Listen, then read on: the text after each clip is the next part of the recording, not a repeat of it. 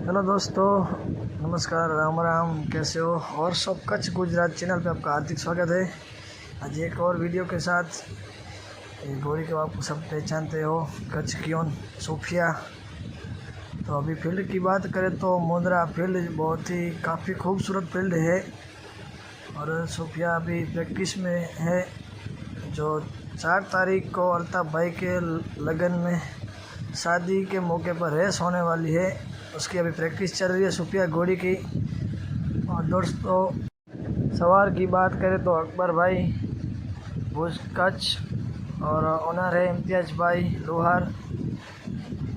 और इसकी स्पीड की बात करें तो 39-40 चलती है, बहुत ही काफ़ी खूबसूरत चलती है। रेवाल चाल कच्छ क्योन घोड़ी है ये। और दोस्तों, मेरा ये वीडियो आपको पसंद आए तो मेरे यूट्यूब चैनल को आप लाइक कीजिए, शेयर कीजिए और सब्सक्राइब कीजिए।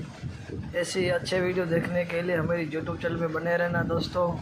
धन्यवाद।